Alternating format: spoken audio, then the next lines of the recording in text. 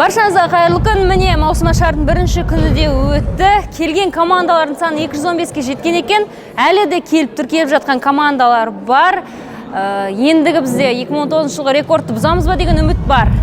Одан бөлек бізде осы алаңда сөйле стендаптың бірінші туры іріктелу кезеңі өтті. 70 қатысушы келген екен. Екінші турға өткен комиктерді білу үшін сіздер телеграм каналға өтіп кете аласыздар.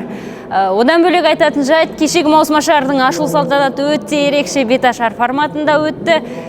Түскен қаражатты бізге қонаққа келген командалар бөліп алып кетті.